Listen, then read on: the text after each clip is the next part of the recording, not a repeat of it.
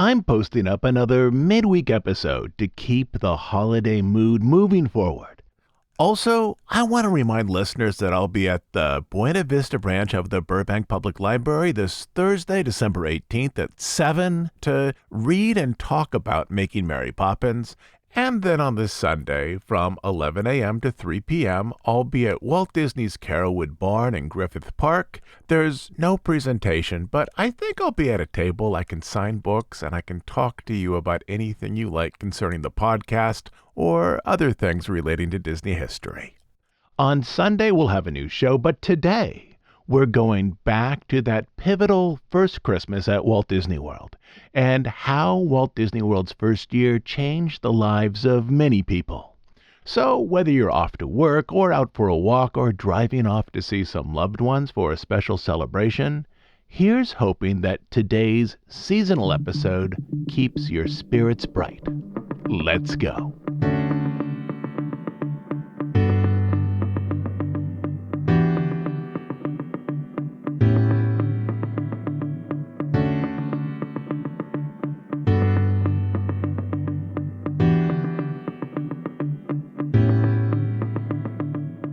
In the late 1960s and early 1970s, the Disney Company worked through the question as to who would manage Disney World once it was open. During construction and beyond, senior executives at the studio, such as Roy Disney, Card Walker, and Don Tatum, planned to keep their offices at the Disney Studio in Burbank, making only short field trips to Florida every few weeks. Longtime Disneyland management, such as Joe Fowler and Jack Sayers, planned to stay in Anaheim, also making only short trips. Even Dick Nunes, who eventually oversaw park operations, split his time between California and Florida. To manage the new resort, the company initiated a training program designed to promote operations and transportation managers from within frontline ranks.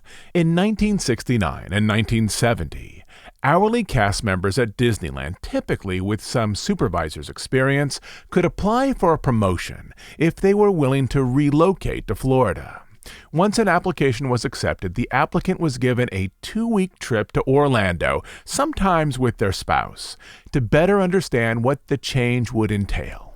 For the most part, the applicants were young men and women in their late 20s and early 30s who had worked up through operational ranks at Disneyland. Disney legend Tom Nabby recalls his exploratory trip in detail. Quote, "After spending some time in Central Florida, I asked myself some tough questions. Is this where I want to go, and is this where I want to someday raise my kids? Especially considering the lack of cultural opportunities. Orlando back then was an unusual place. The 3 things I best remember about that first trip are these. 1, there was a guy who could swallow whole oranges. 2, you could go out to McCoy Air Force Base and watch all the B-52s take off and then come back and land after a SAT mission. And 3, you could go to Lake Eola and watch the grass grow. Those were the exciting things to do." Another California transplant, Bill Sullivan, put it simply, quote, "Orlando was a depressed area when we came down. There were a lot of packing houses and a lot of orange growers." And after the trip, if the applicant was still willing, they entered into a training program intent on preparing them to be a salaried manager in Florida. Quote, "In May of 1970, Nabby continued, to prepare me for my new role at Disney World, I was promoted to an assistant supervisor of rides and attractions at Disneyland." Many of the people in this program met personally with Roy Disney, the company's financial genius, who had returned to lead the company after considering retirement in the months following Walt's death. But leading the company hadn't been his first plan as to how to manage this transition. As he was nearly 8 years older than Walt when his brother passed, he had already planned his own retirement. At first, Roy tried to convince the president of Bank of America and longtime Disney board member Clark Bees to take the reins of the Disney company. But after Bees, who was also retirement age, turned him down, Roy wasn't sure what to do. For months, he explored other options with family members before finally accepting that leadership duties should fall to a member of the Disney family, to reassure stockholders and partner companies, and also to guide the company into Florida. With this, he accepted the role of president, but he remained focused on retirement even if that meant putting it off for another 4 or perhaps even 5 years. To this end, he set up a new executive structure within the company to ensure that once Florida opened, he would be able to step away from company work. He promoted Dawn Tatum, a 10-year Disney veteran with degrees from Stanford and Oxford, to the position of executive vice president, overseeing administrative and financial aspects of the company, and he promoted Card Walker, a man who had worked in various aspects of film production for nearly 30 years, to the position of executive vice president, overseeing studio operations. Roy also wanted to ensure that those operations managers moving to the Florida resort felt comfortable and well supported after they relocated on the other side of the continent. When he met with those willing to move to Florida, he promised them, quote, a living wage. He explained that under his watch, the company would help them set up in the new state. Lastly, he promised that for those who did well, that there was the possibility of later advancements. Beyond the meetings, most of those moving to Florida also knew this story. One Disney manager, Bob Matheson, was tasked with arranging a financial support package comparable to that of other major companies for those in the training program willing to move to Florida. Matheson, after doing some research, assembled what he thought was a good package with generous support. But after looking over it, Roy said, no, I want to do more for these people. They're leaving their homes and their friends. In all, Disney would transfer and promote dozens of California cast members as newly trained and minted salaried managers for the Florida resort. Most, if not all, had personal recollections of Walt and remembered the values he wanted to present in the California park. It was the only practical way to bring the service-oriented entertainment culture of the California park to a new location. For most of these Disney transplants, that initial fall season was largely about finishing the park and establishing procedures to create a working resort. Quote, as best I recall, I didn't have a single day off during those first months, Nabby recalls. Many California managers, though not all, moved to a section of Orlando called Windermere, a small community just north of the resort. It was a quiet, sparsely populated residential area filled with Finger Lakes, a few houses situated near the water, and many lots ready to build. In 1971, a single-family lot in Windermere cost around $5,000. Once managers acquired a lot, they then had to build a house, which took months. Quote, I think we had to move in and out of apartments about 5 times, one of the California managers, Ted Kellogg, recalled. These California managers, now in Florida, spent their workdays together. They also spent a lot of their free time when they had it together as well. Quote, there were about 26 of us who came out to work in operations from California, Kellogg explained. One of them oversaw parking, another monorails, another watercraft, and so on. As a group, they became charter members of Club 71, a nickname Disney cast members invented for those who started at the resort during its first year. Together, they tackled the problems of running the world's first vacation kingdom during the years that the vacation kingdom was still inventing itself, and also of figuring out how to form a community of coastal Californians inside of what was then a largely agricultural part of Florida. To make the new resort feel more like home, they wanted to establish some of the holiday traditions from the California park in Florida, particularly the small ceremonies and the employee gatherings. But that first year, they couldn't focus on the holidays as much as they wanted. Even though the opening of Disney World in 1971 progressed smoother than the opening of Disneyland had back in 1955, managers, construction workers, and installation teams were still rushing to finish various attractions during the first few weeks that the Magic Kingdom was open to the public. To get even to this point of preparedness, Roy Disney explained, quote, we have a lot of people, and we've spent twice as much as we originally planned. I'm so grateful that we got to where we are now. I only wish Walt could have been here to enjoy this. But Roy also acknowledged that the resort was not yet running as planned. Quote, "We've got a lot of work to do. We'll always have a lot of work to do," he said. November was tentatively marked as the month that the first 230 campsites in Fort Wilderness and the Tri-Circle D Ranch would be ready for guests, with the expectation that another 800 sites would open the following year. Managers hope to finish the Circle Vision Theater in Tomorrowland, sponsored by Monsanto, by Thanksgiving, with an updated version of America the Beautiful playing on its circular screen. By Christmas, they hoped that Flight to the Moon, an early space travel simulator, would be ready for guests. Managers also believed that a half dozen or so shops, all behind schedule, would be open for business by the Christmas holidays as well, including the Westward Ho Shop in Frontierland, the Heritage House in Liberty Square, the Confectionery and Candy Shop on Main Street, and the Tinkerbell Toy Shop in Fantasyland. Out on Seven Seas Lagoon, engineers were still testing the wave machine, an early paddle-driven piece of engineering that ideally would be able to send waves from 4 inches to 4 feet curving across the beach at the Polynesian resort. The machine, actually a collection of multiple machines that worked in concert with each other, was designed to direct waves at different speeds towards the beach so they would join in height and power, creating surfable swells.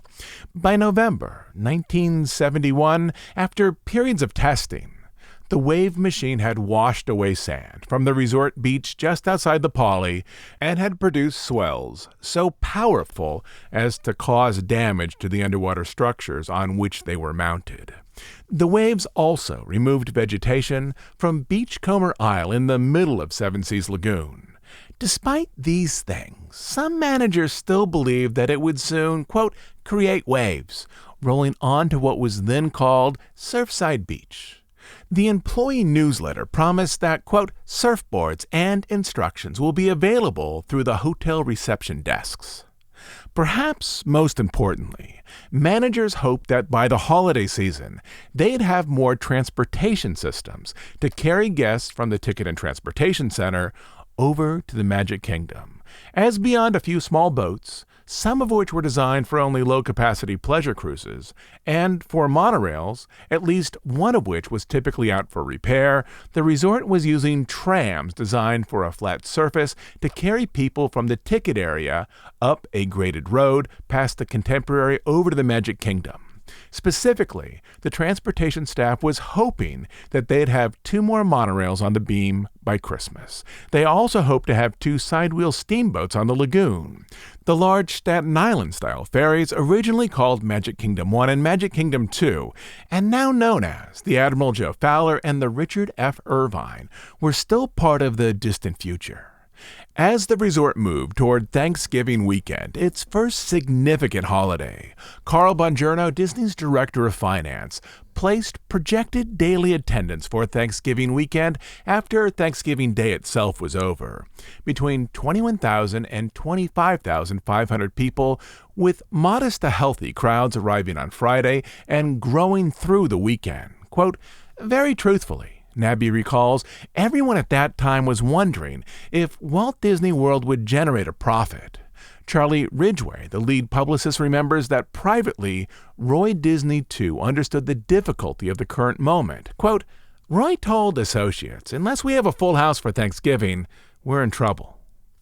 At the resort, the actual day of Thanksgiving was a local affair, a way to create a sense of community for cast members, particularly those with extended families in California. The park itself opened for a shortened day, from 10 a.m. to 7 p.m., with no extra entertainment of any kind. For cast members, the actual extra entertainment occurred on TV. A month earlier, on Saturday, October 23rd, the Magic Kingdom had held its official opening ceremony with a world-class symphony conducted by Arthur Fiedler, over 90 minutes of music performed before Cinderella Castle. 6 days later, on Friday, October 29th, a few short highlights of that performance had been shown on the NBC special celebrating the grand opening of Walt Disney World. But as many cast members were unable to see the full performance, they were working after all. The local educational channel, WMFE Channel 24, presented the entire performance for viewers in the Orlando area on Thanksgiving evening.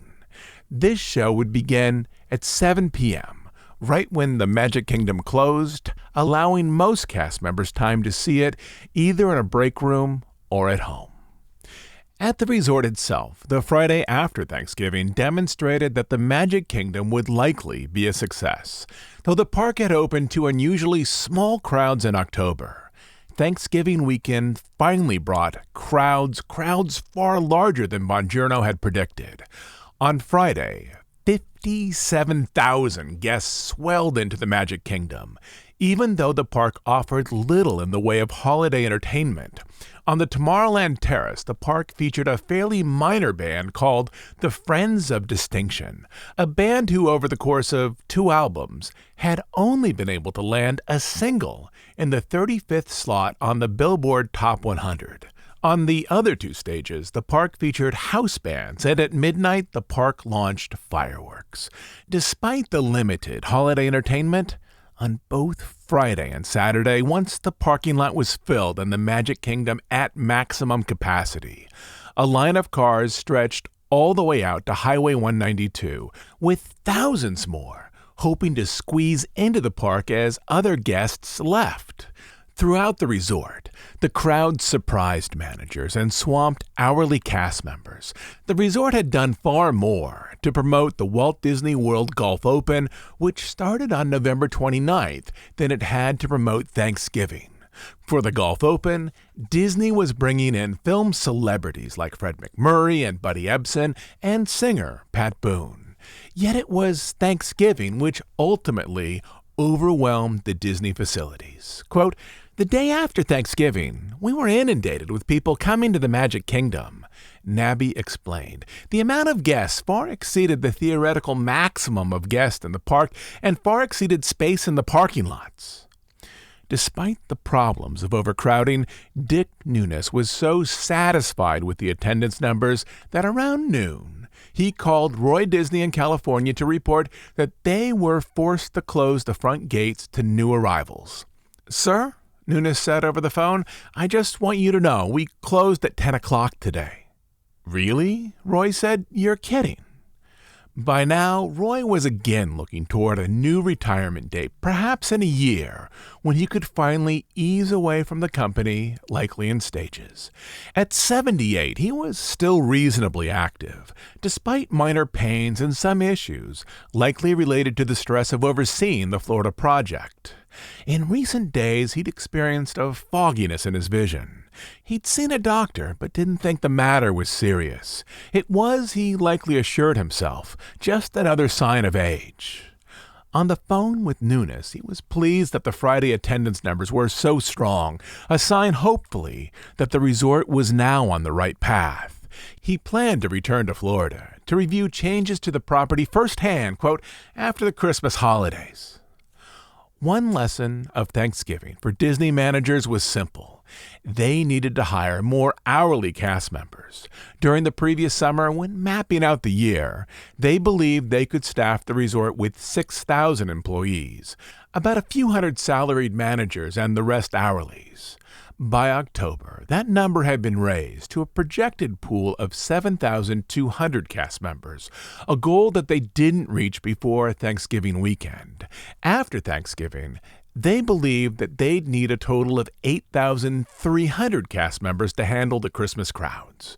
That is, they wanted to hire an additional 1,700 employees, hopefully before December 18th, due to expanded operating hours and increased attendance.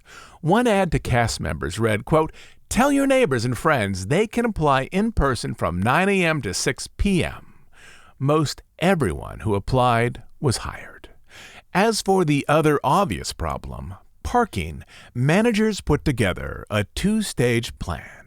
For the coming winter holidays, parking lot attendants would direct guests to park on unpaved ground. Once the holiday was over, they would move toward expanding the parking lot so it could hold an additional 3,000 cars.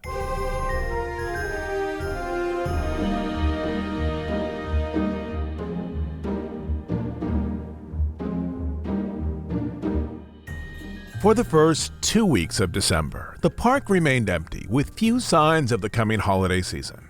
As the park didn't yet have a dedicated decorations team, managers and hourly employees together put up holiday decorations down Main Street.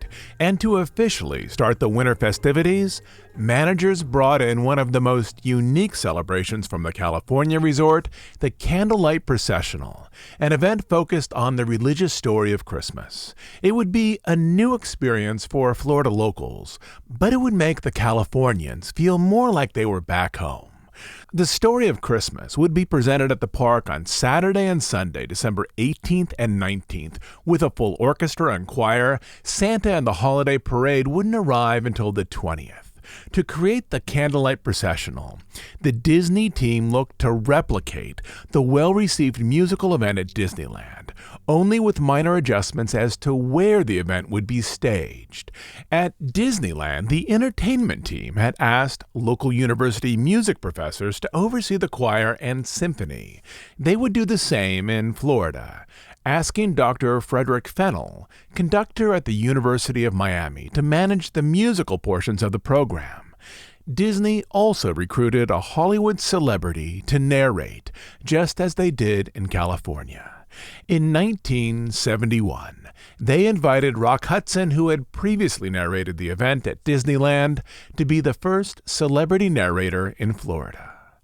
High school, college, and community choirs were invited from across the state to create a massed choir that during the processional would stretch across Main Street. On Saturday, December 18th, the same day that Disneyland began its two-night processional, choir members in Florida were asked to show up at the Magic Kingdom parking lot no later than 2 p.m. for a 2:30 backstage rehearsal behind Main Street.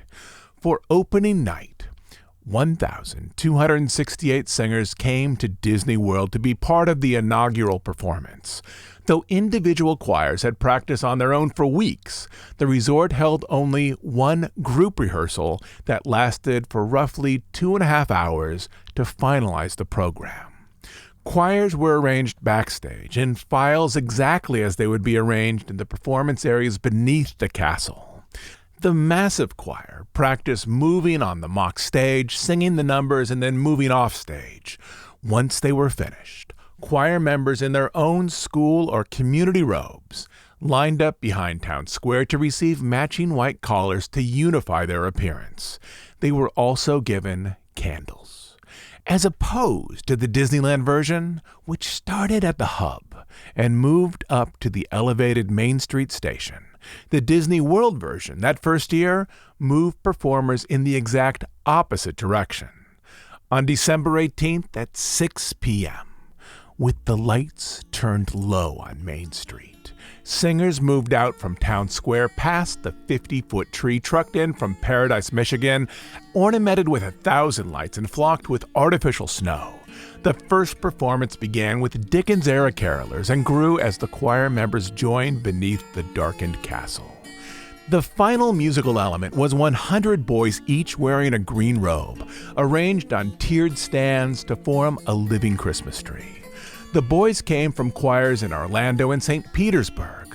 Once the music was brought low, the voice of Jack Wagner, the official announcer for Disneyland in California, appeared on the PA system to introduce actor Rock Hudson. Sporting a newly grown handlebar mustache, Hudson stepped before a lit podium and looked out at the crowd, a group of East Coasters who were experiencing, likely for the first time, the story of Christ mixed with California notes of spectacle.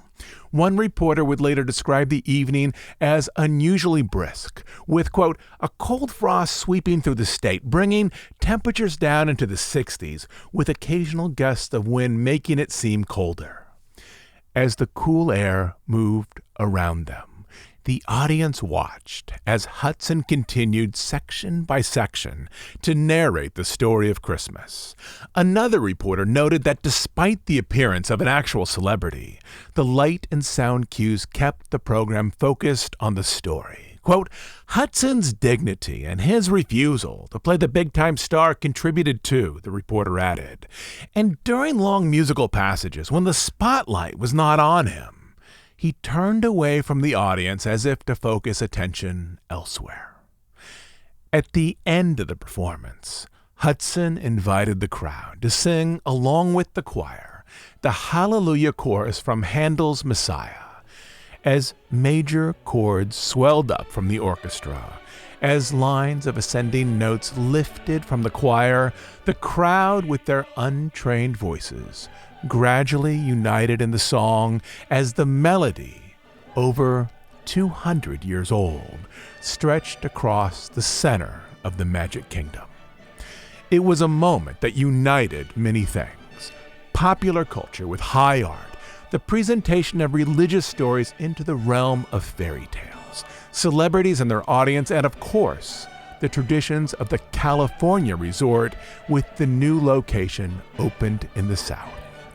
Once the program ended, thousands remained as the orchestra continued to play holiday songs.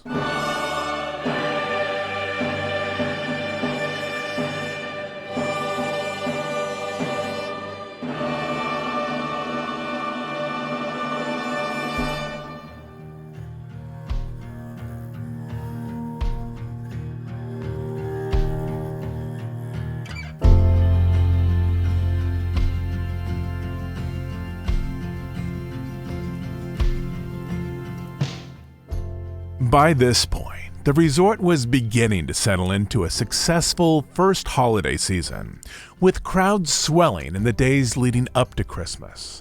Though in years past in California, Disneyland had held the candlelight processional on multiple nights leading into Christmas Eve, by 1971, it had focused its performance down to 2 nights, typically a week or so before the actual holiday. As the same pattern was repeated in Florida, at the end of Saturday night's processional, cast members cleaned the stage and arranged elements for the following day's performance.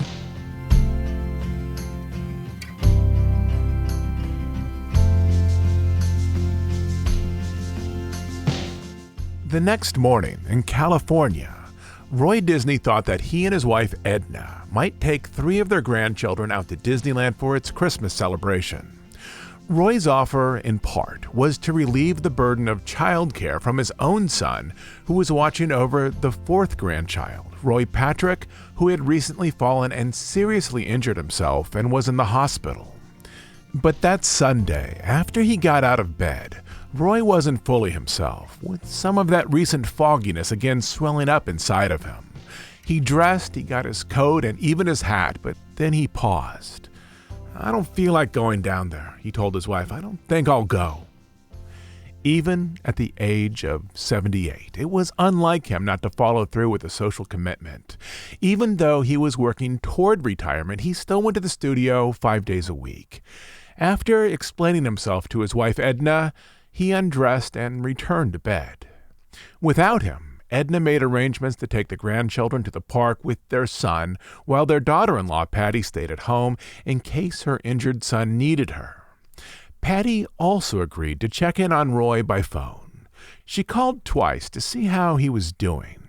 Both times, through a tone of annoyance, Roy said he was fine.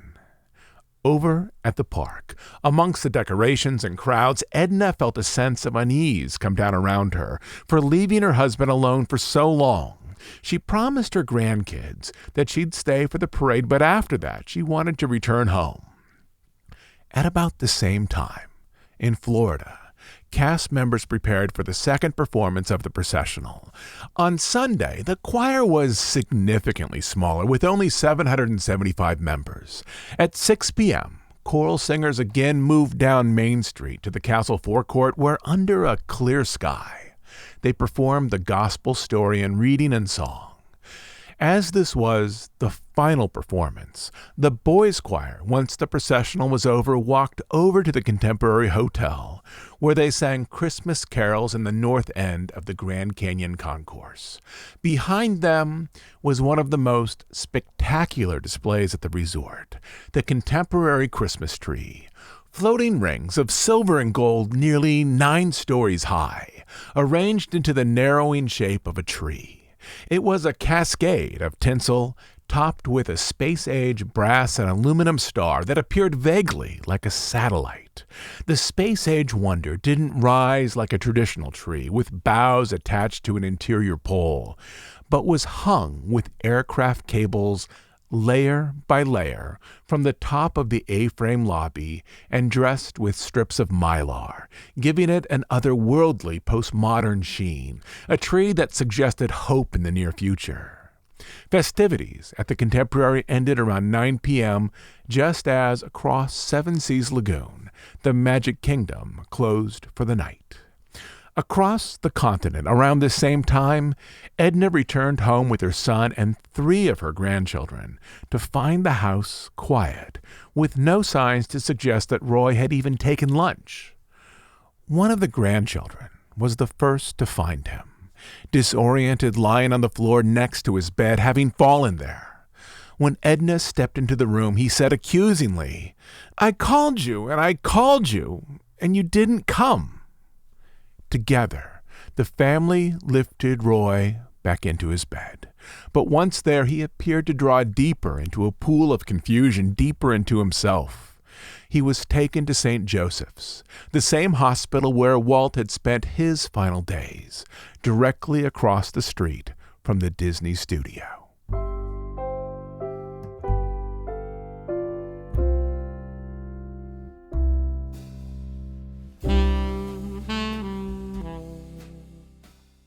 The next morning, in Florida, the Magic Kingdom began its full holiday celebration, with Santa dancing Christmas trees, prancing reindeer, and babes in Toyland marching soldiers. As at Disneyland in California, the Christmas parade was only offered over the school holidays, the 2 weeks that now stretched until January 2nd. From that first performance, the park attracted large crowds, starting at around 40,000 people a day, a very healthy business, so much so, managers knew that despite the aggressive hiring strategies, they still needed to expand out their workforce. As nearly everyone was working, none of the young California transplants yet knew about Roy's condition. Connected to life support systems, Roy was still alive, but by Monday night, the family knew that due to a massive brain hemorrhage, he was brain dead and that there was no hope for recovery. He died at 11:45, less than 3 months after opening the Florida resort, in a hospital room not far from where 5 years earlier, his younger brother Walt had died. He had spent his last days working and still planning out his retirement. In Florida, the news hit the resort managers hard, as Roy, despite his age, had appeared strong and healthy during the lengthy run-up to the opening of the park. To its employees, Walt Disney Productions released the following note, quote, "It was Roy's wish at the time of Walt's passing that Disneyland remain open. The Disney family feels that Roy would have the same desire." In papers, reporters eulogized Roy in columns and articles, though less so than his brother Walt. Charlie Wadsworth in the Orlando paper wrote, quote, "Until plans for Walt Disney World were put into motion, not too many people were aware that Walt Disney even had a brother named Roy. That is the way Roy Disney wanted it. He preferred to remain in the background, to do his work behind the scenes. It was Roy Disney's guidance and leadership that brought Walt Disney World to its opening. He was completely dedicated to building the dreams of his brother, Walt." Longtime Disney employees understood that the era of the Disney brothers was now over. Other men and women would eventually rise within the company to take their place. But the Florida managers also understood this, that one of their biggest offenders, the person who demanded that the company treat its employees, especially those willing to move across the country, better than would other companies, was now gone. Tom Nabby recalls, quote, "Bob Matheson holding a special staff meeting and informing everyone of Roy's passing. the Florida managers would need to move forward without either of the Disney brothers, relying on executives like Don Tatum, Card Walker, and Walt's son-in-law, Ron Miller, to take his place. The Florida managers would also need to rely more on themselves and their ability to make a future for themselves and for the resort in Florida. As December moved through the holiday season, park attendance continued to climb. After Christmas, attendance hovered at around 50,000 people most days. The peak for the year occurred on December 29th with 69,458 people crowded into the Magic Kingdom, forcing management once again to restrict entrance to the park. Many park managers overseeing recently hired hourly cast members from Florida grew frustrated as the new hires didn't yet have the skills to handle capacity crowds.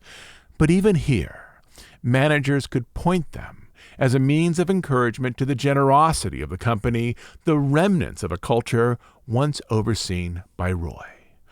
All hourly employees who had completed a 30-day trial period would receive a paid holiday for both Christmas and New Year's. If they worked on either holiday, they would then receive their paid holiday time plus time and a half for any shift worked. If they worked more than 8 hours, they would receive double time. It was an incentive designed to engender loyalty, to inspire even recently trained employees to help solve problems at the new resort. That first year, managers at Disney World were only partially successful in transferring their old California customs to the Florida resort. For example, they were able to schedule an employee party for all families in Fantasyland, which was a long-time custom at the park in California. But they weren't able to hold a Disneyland-style Christmas dance for employees, which was another long-time custom. Most of them were focused entirely on making sure the resort moved forward as a success. Quote, "We were away from California," Tom Nabby recalls, "the state where I'd grown up. I myself was becoming a company man." In their rare free time, the group from California found activities they enjoyed, with many taking to boating and fishing. Quote, "There were plenty of things to do," Sully later admitted, "but it was different than in California." Once the holiday season was done, at the beginning of 1972, as managers looked out at the Magic Kingdom, they could see a park that was now nearly finished, with only a few areas still under construction. They had weathered the first massive holiday season, one that tested the limits of the resort's facilities, also tested the limits of their own abilities as managers. They had brought many traditions from California to Florida, but they hadn't brought all of them. They would work on that next year, perhaps instituting a Christmas dance, perhaps other things as well. And in years after that, once they had a better feel for the largeness of the property, for the East Coast audience, for the direction the company would now take, they might find ways to establish new traditions, ones that would speak directly to the local population, to the type of visitors the resort would attract, and most importantly, to the needs of those men and women who had left California and now called the Sunshine State their home.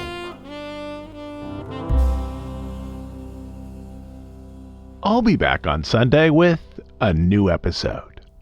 So until then, this is Todd James Pierce wishing you and your family a very happy holiday season.